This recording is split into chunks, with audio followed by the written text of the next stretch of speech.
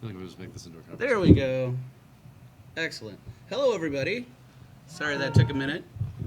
Normally, I have my employee Charisse running these things, but she's not here. And also, we had a guest from Japan, Kuro, one of our game designers, but he did not make it either because he had an accident on his way to the airport in Sapporo. So he's okay, but he's not here, unfortunately. But we have this team of people that we work with. Well, actually, David, we're not working with each other yet, but we might sometime. So You're both in the Robotech business. we are both in the Robotech business. Can you guys hear me okay? Yeah? All right. Blue and tea was closer. I figured they probably could hear me just fine. But anyway, so these are some of the guys right here. Kuro is the guy on the far right that did not make it here. But I am Eric Price. I am the president of Japanime Games, and I make a lot of different board games. I am not a board game designer, but these guys know how to design games, and I work with them to sell their games. And Brett Finnell is that guy in the middle over there that is the game designer for Love Battle High School, one of our recent games that we just released, and it's been doing very well. Brett, say hello. Hey, how y'all This was your first published game, correct, Brett? doing? It is, yeah. Yeah. So we're very happy about that, working with Brett, and he's working on some other games for us in the future. This is Jason. Jason? Hello, Jason says hello. all four of you. Yeah. And so here's a couple of the games he's worked on, Montana and Gondola, and also Onamaru, which is going to be a game we're collaborating on next year. And very, very cool design. And then we have David down at the end. Say hi, Dave. Hey, everybody. Dave, do you live here in Dallas? Bedford, yeah. Okay, cool. So he's got a Robotech game that he's produced himself under the name Solar Flare Games. A couple of them now, right? Yeah, we've got the Macross, and then this is the Masters, and we're getting ready to pre-launch the Mospeda-based new Okay, cool. cooperative. Yeah. And we also have some Robotech games under the Japanime license as well. So since Dave was going to be here, we invited him along as well. And so we were going to talk a bit about designing board games. Do any of you people design board games? Have you designed any games? Would you like to design games? You have. Have you designed a game? Have you published a game? Okay. But you other people over there, you have interest in designing games, or yeah? Okay. So we're just going to talk a bit about designing games, and specifically about working with different anime IPs, which is more the side of what I do personally. But we have a talk here about playtesting, what you might go through with playtesting with your friends, and some people don't always have fun when they're learning games. But so there's different things you can do to design a game, the initial ideas of how you're going to put it together, and different processes you can go through, different types of cards and things you might work with. So do you guys have any input about things you've done with playtesting, prototypes, things like that, what you've used for materials, and putting together your thoughts into making a prototype playable game? I think since there's so few of us, maybe what do you guys want to know about, like, sort of the initial process of game design, like as far as ideation, testing, prototyping, that kind of thing? Do you guys have any specific things you want to know? Determine your materials for the game, such as types of dice, card versus tile, or combination. Specifically for a prototype? Yeah. I see. So generally, I think, so when people kind of have two approaches to game design in general. I mean, most people kind of have a mix of those approaches, but usually you either have like a mechanic or a mechanism, whatever we're calling those these days. that is the like the way the game works and the way the game plays, and how that leads to your victory condition. Or some people have like an idea or a concept or, you know, a story that they want to convey via the game and create the mechanisms around that instead. So it's kind of two different approaches. So based on that, you're going to find a way to figure out what you need to put on the table. Yeah. You can do theme first or mechanisms first. It's kind of like where you're going at, right? Yeah. You could build a theme around the mechanisms, or you could build mechanisms around a theme and approach them from those different directions. Yeah. And I tend to do it backwards. I find various mechanics I like, and then I try and find a way to fuse them into a new combo mechanic. So, Yeah. like when That's I play, cool. Yeah. I play other games, and I'm like, oh, I really like how this works, but I didn't like this part of the game. So I'll lift the parts that I like, and then usually it comes down to having. I tend to be more about the story and the theme first, but finding mechanics underneath it that dial in. Like I think it's really important to, when you're making a game with an IP that's about a certain type of license or a certain type of anime, for instance, to not just take any old game and slap it on there, to have mechanics in the game that correlate and make sense with that theme. Sometimes Don't you'll write it, see... don't see it. Yeah, right. Sometimes you'll see games that, with a mechanic, like many different iterations of Catan, for instance, or whatever, and don't really have anything to do with the theme. And we try to actually have mechanics make sense with the theme. The feel of the game makes sense with the feel of the story and the license that you might be working with. That's specifically with licenses, of course, Yeah. but you might have a storyline that you're trying to work something together that you want to tie in with those mechanics as well. I don't know, like Montana. Does that have a mechanic with Montana? I've never played it, but It's worker placement. Yeah. It's a worker placement game. So uh-huh. you are settling the 1850 Montana. So you are sending workers out to gather resources, in turn to build settlements in the region, right? So yeah, you know, that mechanism worked well with that theme. Sure. But they do have to coexist. You don't, like Eric said, you don't want to slap a theme onto anything. It needs to make sense with the mechanisms itself, or to do well anyway. Mm-hmm. Be accepted well. Right, right. And when we did Crisis Point for Robotech, we really, really wanted to make it a 4-player game, but because it was Masters versus, the Army of the Southern Cross, there's only two sides. And Sure. There was no way. We tried to figure out how. Let's think of a logical way we can split two forces into four, and we finally said, never mind. It's just a two-player game. Yeah, just Yeah, put it yeah. as a 2-player. So when we're working on Invasion, Mhm. it's the 6 freedom fighters against the Regis and the Invid. That was much more conducive to. So how many co-op. players is that? 1 to 6 co-op. Oh, so it'll okay. be it's a full-blown co-op. You can play one player. You have to use 4 characters Mhm. at least, but we figured out a way to kind of build it out. So yeah, it has, and it's really literally like playing that last 6 episodes of that TV show, and that was that. So it was all about being true to the show. Yeah. And we just happened to have a mechanic that really lent to, hey, we have these 6 characters and they got to rush through the forest to reflex point and try to beat the Regis into submission. And the mechanics the mechanics fused right into the theme as tight as anything I've ever created against. And that's really cool when you take the actual story from an anime or a movie or whatever and incorporate that story in with a game like that. We have that with our Robotech Yeah. co-op game as well, where every scenario that comes in the game is taken from an episode of Robotech. And so you actually feel like you remember playing that or Yeah. watching that in the storyline. When is that game coming out? We're going to do a pre-order launch next month, and Okay. it should be in the U.S. by January. Okay, cool.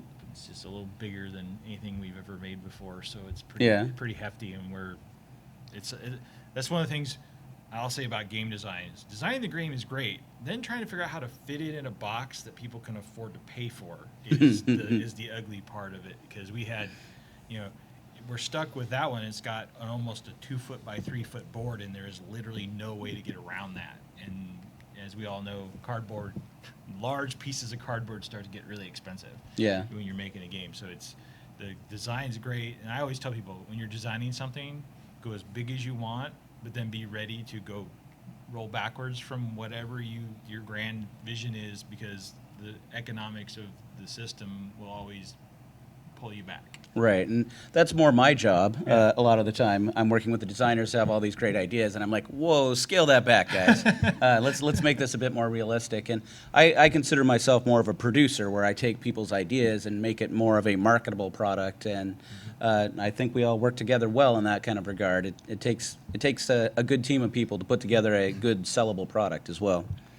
So you'll see on the screen here, we've got the playtest version of one of our games, Kamigami Battles, that just came out. The right side is the final version of the game, but on the left, we had commissioned some of the art, and we started working on it. And we did this interesting thing for the Kickstarter campaign where we made a playtest version of the game, and all of our high-level backers, we sent copies of the game to them right after the campaign ended. And this allowed all of those backers a chance to playtest the games with their own team and give feedback directly to us, which we thought was really cool. It was a lot of work sifting through all of this information from different playtest teams, but it made all of our Kickstarter backers very involved and connected to the company, and they're very involved with the game in that way. So that was a really cool experience. And all of the artwork costs a lot of money. That added up quite a lot in this game. And so that allowed us to get the funding to buy all the artwork as well by running the Kickstarter campaign. And so these original playtest cards, I'll say test on them, the original edition of the game. So that's kind of what we'll do a lot of the times, working with companies like DriveThru that can make initial versions. Game Crafter's another company that'll make initial prototype versions of games. So you have something more than just a set of dice and a piece of paper to play test with. It's always a nice way to go. Have you guys worked with Game Crafters or any company like that for doing playtest stuff? Yeah. Love Yeah. Game Crafter. Yeah. I usually use them for most of my further along prototypes once I want Sure. them to be Right. presentable to the public. It's kind of as a key point. You said further along, so I normally don't do full art prototypes from GameCraft or any place like that unless it's almost final art, right? Yeah. Mhm. But to kind of answer your question from a minute ago, man, you were asking about components, different types, maybe even quality for a prototype. If you have a game concept or a game design and you want to try it out, test it out, man, you definitely want to just write that stuff on paper. You would print it out, right? You don't want Slap some shit on the table as quick as possible. yeah, because it's going to change and evolve so much that you don't want to spend money on like high quality stuff to just to test it out. I buy a ream of a cardstock at Kinko's or FedEx, and then I have them cut it into cardstock Yeah. for card size, and then everything is written by hand. Giant piles of Magic the Gathering lands with sleeves Yes. and paper that you can print, just like print up a bunch of cards on a regular 8.5 by 11 sheet and cut them out and sleeve them. And we do that a lot with games that we're bringing over from Japan, where we're localizing a game that's already been produced, making paste ups, and then we'll find some things we want to actually change up a bit from the original too. So that's always a good way to cheaply have cards to play with to try out the game. Minimalistic prototyping for sure. That's what. So this little section was about working with an IP, working with different companies such as Funimation or Crunchyroll or whoever, to work with a company that owns the licensing rights for different anime licenses. It's something that I imagine David might have a little bit to talk about. Yeah, working with Harmony has been kind of interesting because I grew up absolutely loving Robotech. It was what introduced me to anime. It was Star Blazers, Speed Racer, and Robotech. And Right. Robotech was obviously the most grown up of all of them, and I fell in love with it. So I think I was up to my 7th or 8th game in 4 or 5 years, and I was like, I'd like to do an IP, and I wrote them a letter, and it was really about, got this great idea, I'd really like to play in your sandbox, and they called me, and we talked through it, and it's been an experience because it's interesting is when you work with an IP, there's a couple of things, like at least from my perspective, like I don't own any of the art I paid for. I create Right. it, I just design the games, I own and we'll all tell you, you can't really copyright a mechanic, but always in your contract, if you're going to work with an IP, if they're going to get fussy, you worry about them getting fussy later, just say you own your mechanic in your contract, which I did, even though you can't protect Technically, the mechanic. right. Yeah, but it makes you feel a little better. And, you know, everything I do, so for me, since I don't work directly with Eric, I'm the designer, the publisher, the art director, the business guy, everything. And so I have to interact with the company regularly. We do all this art, and art gets more expensive because I have to keep revising it because every bit of art has to be signed off and approved by the IP holder with what I'm doing, because they're very particular about maintaining the structure and the feel and the theme of their product. Because no matter what you think you're doing, you don't own it. It's not yours. You're just playing with somebody else's toys. And we got lucky in the sense that there's a couple things we did that fandom had really demanded, and we actually got things canonized into the Robotech universe that never existed before. So Well, that's now I pretty get to cool. play- So like the Star Wars kind of thing. Then. Oh yeah, it's so cool because it's like now I'm like, hey, these two things that we did now will live in that universe forever that I grew up as a kid loving. So Cool. now I've added to that universe. You can fanboy on yourself. Oh yeah, it's awesome. It's, you know, and then with the Robotech property, which the guys you worked with will know, Yeah. you gotta watch it because when you go out to an IP, there will always be a chunk of the fan base that is completely hostile to whoever owns the IP. Yeah. And Harmony is just one of those companies that there's a big chunk of people that said, I don't care who they are, I love the stuff and I'm happy with it and I like you guys. And there's a group of people that are like, I wish they'd lose their license. I'd wish, and you're fighting. You have to learn to. There's a bit of drama. Yeah, you've got to learn any IP you're going to work with. There's going to be people who either, especially with anime, there's groups that don't like the artwork or they don't like, the themes or whatever like that. And you just have to, whatever toys you're going to be playing with, you have to be ready for the good and the bad. I mean, that's just how it works. And it's been a challenge at times. I mean, and now like with Robotech, Sony's involved. Right. So I have to deal with their lawyers too. Mhm. So. Was this the first IP you worked with? Yeah, everything Okay. else we've ever done was self-created. Did you do any new artwork, or did you use only art from the show? Oh no, everything is brand new. What Okay. we did is we took the stock file they gave us, Mhm. and we went back and so like we were talking about theme and using an anime IP, everything in it is shots from the show that I had all of my artists recreate in a modern style. Okay. So like all the characters from the Force of Arms, which is the Macross one, we found all these shots and I said, okay, do that exact shot, but do it in modern digital style. So it looks new, but it looks old at the same time. And so we have this little thing we say, the art is as good as nostalgia remembers, because when you remember watching the show, you're like, oh, it was the most amazing thing. And if you watch it now, you're like, wow, that's really dated. Yeah. But all the art is really nice. And so we took shots and scenes from the show, and there's cards in our game that are literally like in Robotech, there's a scene where Max saves everybody dressed in a uniform of his Entrati in his Battloid. That's a card in the game. Nice. So we did all of those things to approach that. And then when we did Crisis Point, it was about finding all the characters that everybody loved, because Southern Cross is so underserved, and making sure they all made it into the game. But and there's so little art for Southern Cross, and Yeah. they didn't even actually have the right logo. We recreated the logo Oh, really? for it, so they actually have one that all the purists are like this. And so that's all the adventure you start wandering off into in an IP like that.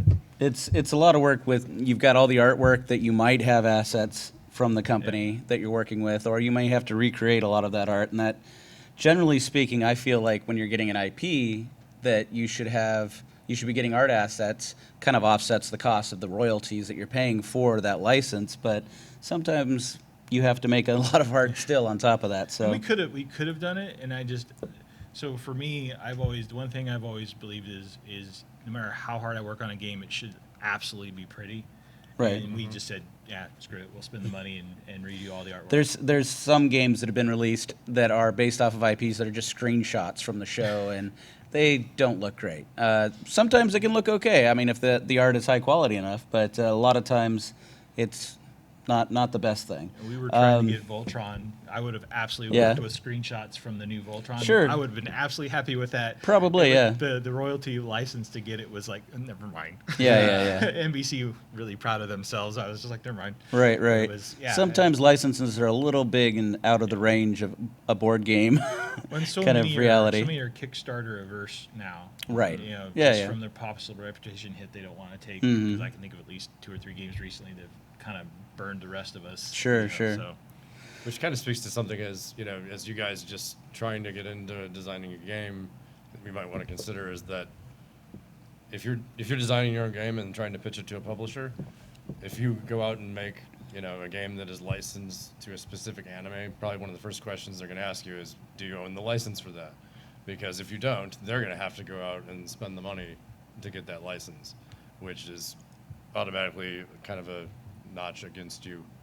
It can be a lot of extra work, yes. Yeah, exactly. There's sometimes people have come to me with something that was ready-made based off of a license, and I was like, that's really awesome. We have to go look at getting this license because it just seemed to fit it really well. And there's a couple of things I'm looking at with that right now. But so, Brett, you've never worked with a license before, but we are actually working with Love Live right now. And Brett's working on the designs for that for a Love Live board game. And so that'll be a whole new experience for you working Yeah. on It already that. has been with all the meetings and everything. Right. And then Jason, have you went to the licensing expo this Yeah. year? You said. Yeah, licensing expo. So that's a big thing in Las Vegas every year, the licensing expo, where you can meet with studios and companies that license out their characters and their IPs and. Everything from, you know, Nintendo, Game of Thrones, HBO properties, Yeah.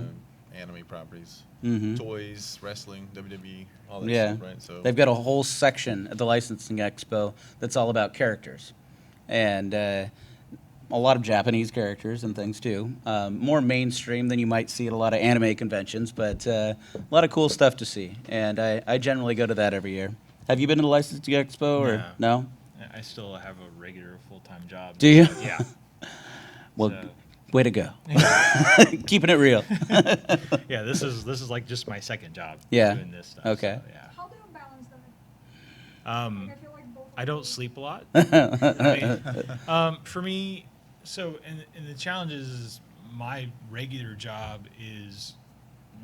I'm trying to sound like an ass, but it's with a Fortune 500 company. I'm a director, so I have. It's a big job, and so I do that 55 hours a week. God, what an ass. And then I come home, and it's just literally I come home, I transition to I have an office space, and I sit down, and it's a little more challenging for me right now because, like I said, I do all of the things. So like I'm assembling the cards, I get art from the artist, and I'm assembling the cards, and I'm writing the rules, and it just eats a lot of time, and I balance it by. I used to produce 2 to 3 games a year, and now we're down to 1. And so Oh, wow. it's about kind of we're going to ramp back up to 2 next year once we're off the IP, because there's so much extra work involved with emailing all the art to the company, getting on the phone and going, okay, what do you want changed? And note, and then I ship it all off here. So it comes down to, with a full-time job, you have to figure out how much time you're willing to commit to the other aspect of what you're doing, and then build a schedule to it and work to your schedule. Because when I do this and I feel creative, so my regular job is all around computers and software. This is art. This is my art. This is how I feel like I bring ideas and fun to people. So if I get into it and don't have a schedule, I'll go, oh crap, it's 3 o'clock in the morning and I've got to go to work in 4 hours. You have to schedule it and you have to kind of treat it like it's a job, and you have a punch in and punch out schedule. That's how I try to do it, because otherwise I'll just go until I kind of run out of complete gas and I burn out, and then I need to sit around like a vegetable for 3 months, you know. And so it's kind of it comes at like conventions are hard for me because I have to take time off work to go do conventions. So I only do like 4 or 5 a year, and I know it hurts me because I don't have more time to go out and be in front of people going, these are my children. You really would Like we do. Yeah. We go to about 25 anime conventions a year, 10 game conventions, and about 5 trade shows, so about 40 events a year. And I don't personally go to all of them, but I go to more than half. I'm actually traveling to 4 cities in a row for conventions this month. But So Jason, when you went to the licensing expo, and how are you feeling about the idea of working with licenses? Yeah, it's interesting. And it's different from IP holder to IP holder, right? Obviously, but there are some that are anxious. I mean, obviously, we're in the board game space. It's what I do, publish board games. So specifically in the board game space, there are those that are like very interested and eager to have a board game made with their Right. property. That feel like oh, it's yeah. actually going to help their brand. Right. Yeah. And some that are like, wait, like Monopoly? Yeah. Yeah. And there's some that are just Yeah. like, maybe we'll see. Or Right, they right. don't You care have to so much. convince them to it. Yeah. There's one company I'm working with that looks at it as being, they don't care about the royalties they're getting for it. They're a video game company, but they think of it as being marketing because they know we travel to so many conventions, and they're like, well, you're going to be promoting our name at all these different conventions, and we don't really care that we're going to make, like $20,000 from you because we're a video game company and whatever, but Right. it's free marketing for us, so maybe. And Having so a product with their name on it on Yeah. retail shelves. right. And the fact that we'll be promoting their video game through our board game sales too. So that can be a good thing to remind IP holders when you're working on that. Anyway, let's continue on. So, what's so great about Japanime games? Well, let me tell you. I didn't make this slide. Is that Daniel? Yes, is that's Daniel Daniel Zayas in the foreground there. I'm going to see Daniel next week when I'm in Denver. He lives there now. But so that's Brett next to Daniel and myself and Sharice in the background. And that's our Gen Con party on the left is a huge party we do every year at Gen Con, which we just had. And that's Fukumoto that's standing next to me. He's the president of ArcLight that we work with. And we always have a great time. We have a big party, invite all of our top fans and some of the different companies that I work with in the industry. So that's always a lot of fun. And I think Brett likes working with me so far. Yeah. Yeah? All right, cool. I keep doing it. Yeah? It's working out okay. Yeah. Maybe I'll work with Dave someday. Maybe. We've hinted at it. We've talked about it a little bit. And Jason, we're just starting to work with. Oh yeah, for now. For now. Keeping it real. You You didn't pay for my lunch, man. I told you we're going to take care of that. So, yeah, I just kind of jumped through right there, but this is just a listing of a bunch of the things that we're doing here. Now, we've got a whole lot of things going on at GameFest with some of the events within our booth being down in the exhibit hall, booth 501. You walk in the door, you'll see us. And Brett is the designer of Love Battle High School, and he'll be doing special. You're supposed to be doing that right now, aren't you? Yeah, somebody scheduled it. Somebody scheduled that poorly. Brett is supposed to be doing a little meet and greet for Love Battle High School right now, but he's here. But you were there at the beginning, so I was. Yeah, I did okay. half of it. Sure, that's good. We went through That's like good. one game with Yeah. people. Anyway, you should really go check out Brett's game. It's very cool. And then we've got a couple of different panels with different subjects, game design being one of them, of course. We were going to have a Kuro panel today. Kuro is one of the game designers I work with out of Japan, but as I said, he was not able to make it. So we're doing another game design panel tomorrow. We just duplicated for that reason. Then we've got something about game market specifically on Sunday. That is, Game Market is a big game convention in Japan. It's the largest game convention in Japan that I go to at least once a year. And I had my team interview several game designers at Game Market. So that was a lot of fun. We presented that at several anime panels this summer. And then on the last day, on Monday, we've got just a panel about what we're doing with Japanime games, different projects we're working on, where we came from as a company at the beginning as well. But there's different events where you can do playthrough in the tabletop room, which is on the 38th floor, which I haven't been to yet, but I'm sure it's very cool. Different games of ours where we've got people showing you that, but of course you can come try out any of our games down in our booth. So we've got stuff going on all weekend. And do you guys have more you'd like to talk about general game design? Does anybody in the audience have any questions? Questions. Yeah, I mean, we got like a half hour. So Yeah, we you just guys- kinda shot right we can through sit that. here and talk for a while. Sure. Okay, so he did mention the can't really own a mechanic thing, and I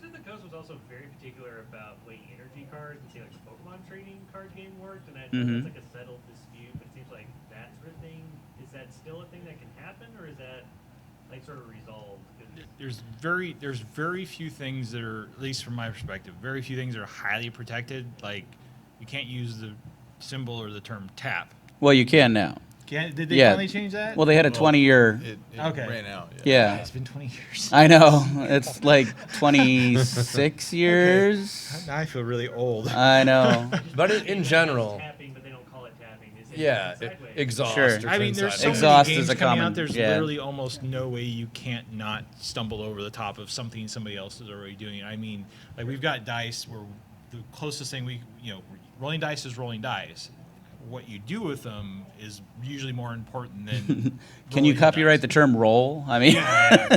Like we Nobody designed- can roll dice we again. designed some dice that have 2 blank sides, 3 sides with a single symbol, and 1 side with to provide a differential in what's happening when you're executing that mechanic versus just being pip dice. So Some- that's where you try to find the bits that you Yeah, like- that make you unique. Fantasy Fly has the funkiest dice system I've ever seen, but it works and it's definitely their thing because like that's no one else has that. So let me give you an example. There are roughly 300 board games released into the marketplace each month, Yeah. and there's maybe 60, 70 board game mechanisms. Yeah. Right, so if you do the math, I mean, there's so many overlapping mechanisms, whether it's dice rolling, worker placement, card drafting, Deck building.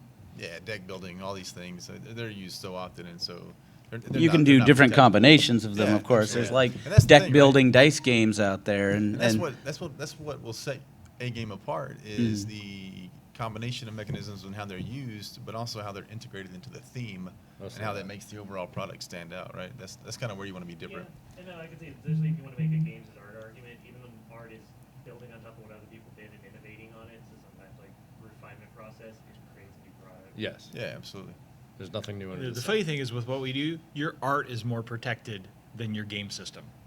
that's true. Yeah, yeah. Because that's more tied to the IP, whether it's your own. There's no personal question created if- Without an IP. No, I mean like if, Yeah, it's, yeah, if it's yeah. like you know like Yeah. an existing game that doesn't have like an Yeah. IP attached to it is still that is the intellectual Yeah. property. You know that the art for that game. I'll speak highly of the board game industry as a whole. It's actually not a huge industry, to be honest with you. No, it's not. And so we're a pretty tight knit group. We try to help each other when we can, and so it's safe to say that most companies, at least smaller publishers, of course you've got You're talking about Hasbro, which yeah is you probably got the biggest Hasbro, beast Mattel, out there. these guys, but at least the folks like us, if someone puts out a game and it has a unique gameplay system, something that makes it stand out, most companies aren't going to be like, oh, let's take that and use this theme and do this thing Right. with it, and they're not going to blatantly rip it off or copy it. It usually doesn't happen. So that's pretty cool about our industry now that how it works that way. You may- We you we might try see to be the- new and innovative. You might see like trends, like right now the whole roll and write thing is kind of a Right, big deal. right. So, but everyone has their own take on it. I And mean, everybody was doing a deck builder for about a year and a Right. half. I mean, it's Yeah.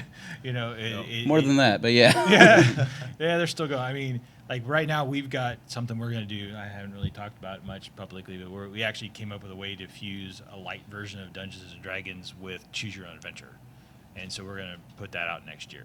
It's just a light, but it's once again it's back to co-op. Co-op is one of the most marketable things right now because you can even get your casual non-gaming friends to sit down with you for a co-op. Most of your friends won't play an adversarial game with you unless they're gamers too, because nobody likes to get their face pounded into the table. So you think that the average player, or the average person who is not a gamer, is more likely to try out a game that's a co-op because they can just jump right in and learn the game with people playing 'cause with people them. aren't heavy gamers. Don't mind a quarterback so much. Mhm. Yeah, they like to, it's when you get 6 gamers together and somebody starts to try to quarterback, that's a problem. So an adversarial game is usually a much better choice. Right. Whereas like when we bring people, we like to go find people who don't play games to play test our stuff. We invite them over to the house, feed them, and then say, okay, you're gonna play this game. And co-ops are much easier. And when will that be? Eric just wants the food. Yeah. No, like when we were doing the Crisis Point, it's a deep strategy game, Mhm. 2-player deep strategy game. That's when we really started to go, oh, yeah, casual gamers aren't going to want to play this. Right. Because it's super complex war, and it's about beating the other person. And if somebody just doesn't have the same skill set, they're not going to have fun. And not having fun is the worst thing. Another thing to take from that is rule book design.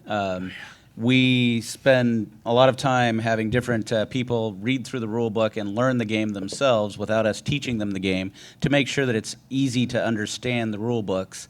And then getting all their questions afterwards, we're like, oh yeah, you're right. It doesn't really explain that very well. And Yeah. it's good to have people tell you their own experience from reading the rule book. I'll have our different employees try with their own gaming groups and everything, and it's a very good way to review things. It's often called blind testing because you're basically just throwing the game at them and making them play it and then getting a report back of, Yeah. and you're not actually witnessing anything that goes on or there to help them or. And I'll tell you about rulebooks. When you find something that works for you and you find a good editor, stick with it, because if you float it out on the internet, you'll get 800 different ways to change your rulebook that people will tell you. And and the other thing, when you do what we do, you develop a thick skin, because my dad used to refer to it as you're showing the world your baby, and you better be ready for somebody to tell you it's ugly. Yeah. And you got it. Nobody's ever told me that. People love my babies. You know, and in the end, even from the negative stuff, I think you guys all agree. You always can find that nugget of, oh, you know what? That guy's a complete ass, but that's a good idea. Yes. You know, and you gotta, if you start shutting your mind just because it's a negative flow, you'll miss things. Kind of what you were speaking on earlier was like how complex a game is, and it's okay to make deep strategy games. I mean, those are fine, but they're probably only going to be marketable to what we refer to as the gamer crowd, right? Those heavy board gamers. And the reason is because they know, and this goes to what you were asking, they know mechanisms in games well. Like, oh, this is a worker placement game. That I'll do well at this because I'm good at worker placement games, or whatever it is. So the more accessible your game is, depending on who you want to target for the market, having an accessible game can go a long way. And it's kind of a real question I wanted to ask is actually on that. It's like action flow, because there's things where I had a friend help me. He bought in on a war game recently. Ensured those having kind of clunky rules is like, I get that. But then I had another friend show up with this deck builder, like Save the Town game, and like that also kind of had clunky rules, but it's supposed to be this casual thing you just throw a bunch of people into. And that seems like that's a bad approach. Where do you guys fall on the, when you have like real streamlined flow of action versus like you need to do this step, this step, this step, this step, and now your turn's over? Oh, as opposed to rulebook flow. Like, yeah, it seems like you're talking Yeah. about like phases, like how difficult the Right. the Yeah, phase how many- process of how the many game or whatever. steps do you have to take just on your turn just to like complete your turn versus like it's pretty Slow like pace board games? versus Yeah, I feel like there's a lot of kind of aspects to that question, because part of what you're talking about is complexity, which Jason was just saying, that it all comes down to knowing what audience you're trying to make the game for. So if you're trying to have the game have a wider appeal, you probably want it to be a little less complex. You probably want it to have more common mechanisms that people are familiar with that don't play a ton of complex games. I mean, if people can figure out, oh, I gotta put this piece here, I get this thing when I put this piece here, or whatever, But if it's like, oh, I have to do this, and then the next step is I have to do this, and then I have to do this, then you're adding more. Keith mentioned having to tell people like cut things down earlier. I figured you guys might have like, how do you judge that? I guess. I think he was actually referring to more of a like component size, Yeah, from like a production quantity. aspect. Right, right. The more stuff you have in the game, the more expensive it is to make, obviously, right? And so, And then to sell. so And sometimes I want to make it more complex because I know that game has things that will really appeal to the fans of that type of IP, and they won't mind an expensive game. So it depends on what you're trying to sell as well. it is an interesting thing. I mean, the more depth maybe is the right word that you can pack into the game, the more bang for the buck, the Value. The more value. Yeah, the like, consumer- I don't the like consumer making gets out of $10 it. games. I don't want to bother going to the work of making a $10 game. We make $20 games. We've got a few $15 games, but generally speaking, I want to put enough value into a product to make it make sense for it to be $20 to $40 to $50. Anything too cheap, there's a whole lot of work we put into producing a game, and if it's too cheap, it's really not worth the effort. To go back to what you were saying a minute ago, it's don't be afraid to have a game to where a player may have 5 actions on their turn or whatever it is, right? It doesn't mean that it's not going to be accessible, but what we were talking about, rulebook explanations, that goes a long way. Obviously, there are really, really good games that have atrocious rulebooks. It's just like, Come on, wow. say the company name. You know you. I can call out a game called like Roll for the Galaxy and Race for the Galaxy. Okay. Mhm. Yeah. We've played through these games multiple times, and people don't seem to understand. They are both pretty good games, though. Or like Yeah. how you avoid cheating at these games is like actually Sure. Mhm. not clear. And yeah, like they're good games, but like there's things where that weren't clear. People first time What read through what it. you want to really try to avoid? There's a company that's notorious for, hey, here's all the stuff, and then what's that term mean? And you literally nowhere else in the manual can you find what that's supposed to mean, and That's why you need a glossary. yeah. Yeah. Or cheat sheet or Having reference sheets for your Player players. reference sheets, That's yeah. that's what I was thinking of when Brett was talking about, or Jason also about having like 5 actions on your turn. And if you have to go back to the rule book and remember what all those things are, that's no good. But if you have a reference sheet, The deck builder game gives each player that made it accessible, but that's a good solution. Sure. And when you're designing, I mean, my personal opinion, really, you can give somebody 10 actions as long as the other player downtime isn't so much that Yeah, people that can be an start- issue. As soon as people start doing Right. this, Yeah. it's a balancing act. Is always what we're looking at is how do we balance fun for effort and reward, because it's all about return on investment. Isn't that its own nightmare with translating from Japan to Japanese to English though? Like just make sure rules clarity is a thing? well, one thing I've learned is it's very important to have more than one translator work on a project. We've had games where we had our translator and our editor go back on things. So the translator puts it all into English. Our editor goes through and makes sure all the English is good. He likes the layout of the rule book and all of that. We might change it from the original layout. But then we realized after we put the game out that the original translator missed things. The editor double-checked everything, and that was great, but we didn't have a translator backup. And so that's a very important factor that we now implement, where we have it translated and then retranslated by somebody that knows everything to see if they missed anything, because the editor's not going to know because he's not looking at the original Japanese. Does anybody else have any questions about game design? Or yeah?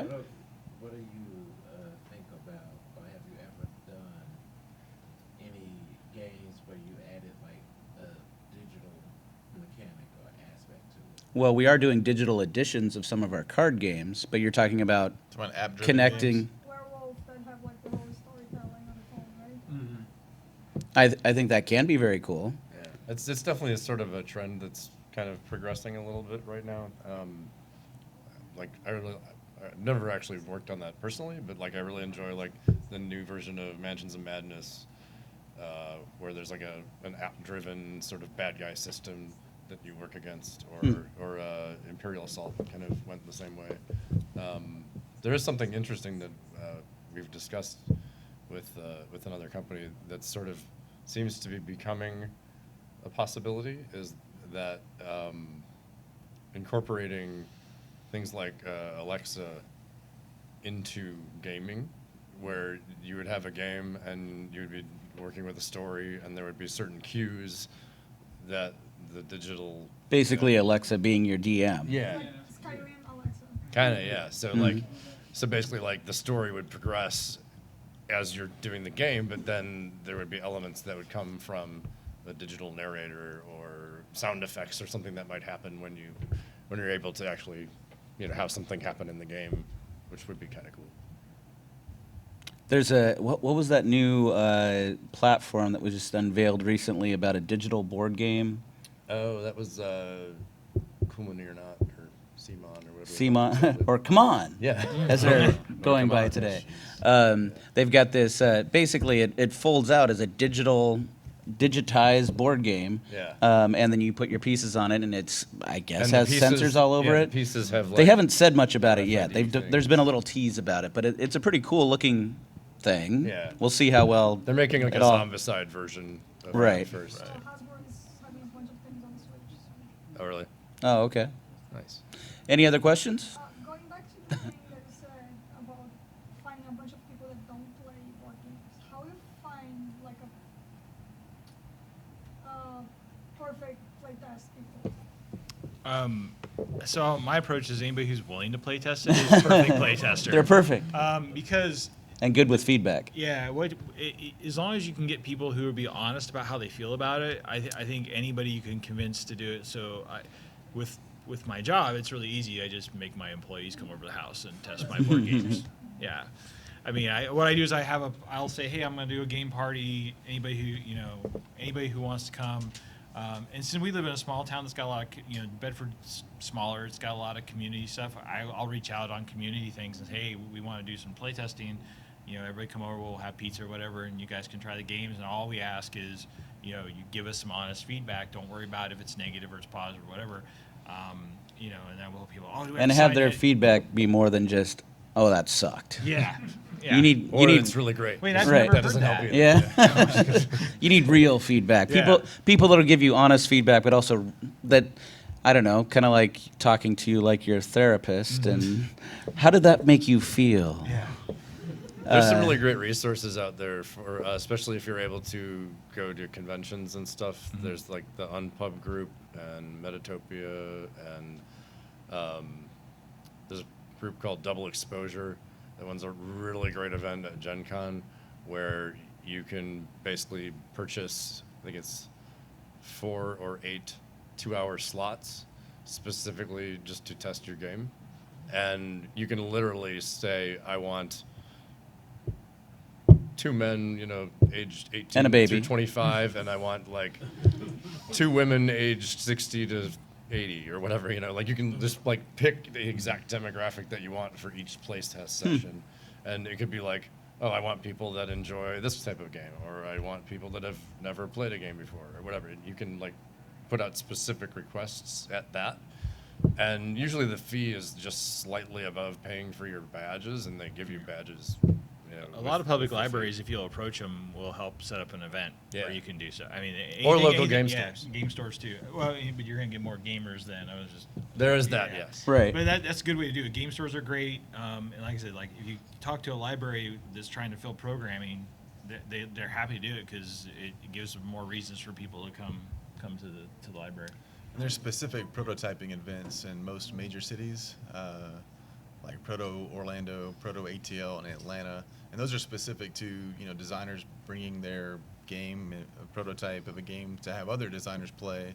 And some of these publishers will even frequent and show up as well to check out games and see if there's anything that they want to pick up. So those are nice to Yeah, we've got a good one in Portland that I got to meet people just from. That's where I'm from, by the way. But where I through one of our local game conventions, the people that run a lot of it have their own playtesting group, and they'll get together several times a year outside the convention as well. Anything else? We got what, 10 minutes left? 8 Eight. more minutes. 8 more minutes of our valuable time. Actually, I have a meeting I got to get to, but my time is quite valuable. But yeah, if anybody else has any other questions about playtesting, working on anime licenses, game Monkeys. industry, Where do you, like, say if you want dice or chips or tiles, where do you go shop around? Well, I mean, you can steal them from games that you have. right? Borrow from other games. Your own games. Yeah. I Sure, mean, there's a sure. ton of online places. Don't steal that them out of the sell- boxes in the game store. Yeah. But if you want specific bits, the or white even- box is or actually even- a good thing to bring up. The white box is a game design box you can buy that has a lot of pieces, a lot of good design ideas. Another good thing to look at is Justin Gary's book, How to Think Like a Gamer, or How to Think Like a Game Designer, I believe is what it's called. And Justin's a great guy. If you want like cubes or meeples or anything like that specific, of a need, then the GameCrafter.com is a good source. Right. Yeah, you can buy all kinds of little bits. Yeah, they'll sell them in bulk. They'll sell them You can like even one get at a custom time. things made, custom cards, custom Mhm. boards, whatever. Yes. You can get really cheap little wooden blocks and even like people pieces and bits at like Hobby Lobby. True. And Joanne's. yeah, like Michael's creating like craft stores, and you can buy those like 42 games in one set, so just get a bunch of free stuff really cheap. Yeah, the GameCrafter. I mean, I think Love the a GameCrafter. cube is like 3 cents. Yeah, for like You a know, little wooden and cube. and a little meeple is like 8 cents, right? And they sell Yeah. fancier stuff too if you want. Yeah. Glass cubes or whatever.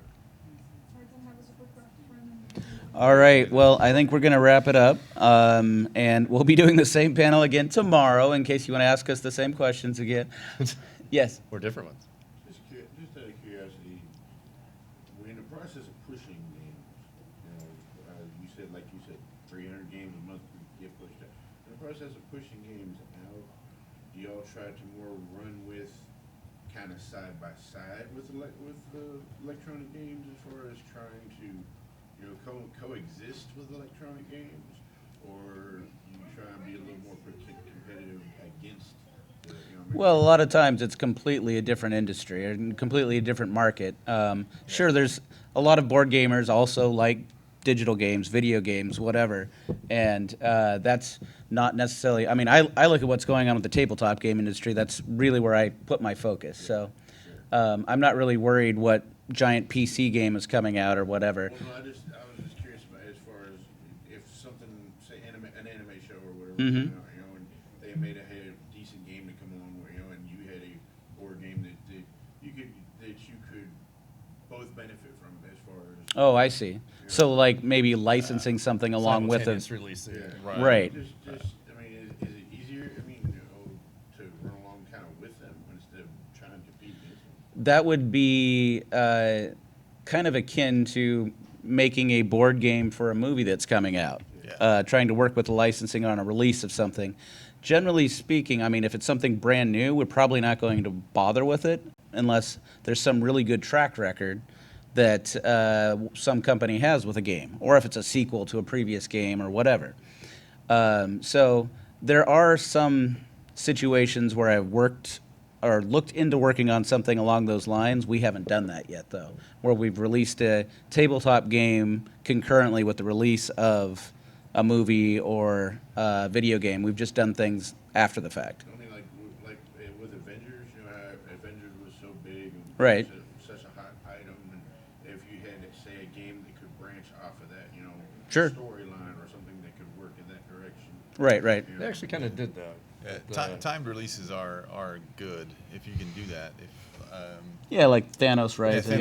Thanos Rising was a board game that came out, I think right after Endgame or Mhm. I think it release was of like right Endgame. before the release. Yeah, right. And so when things like that come out, people are hyped about it. They're excited for this content, and so it gives more eyes to your product, right? If it's in that universe. So yeah. All right, well, thanks, everybody. Or did you have a question real quick? They already gave us the 5. Your panel tomorrow's in the same room. Oh, I looked at the board. there you go. Excellent. All right, cool. Well, thanks, Thanks, everybody. guys. Appreciate it. If Thanks, you have any everybody. direct questions, you can come see us down in the exhibit hall. I'm sorry? Booth 501. Booth 501, that's right. Second floor. Thank you.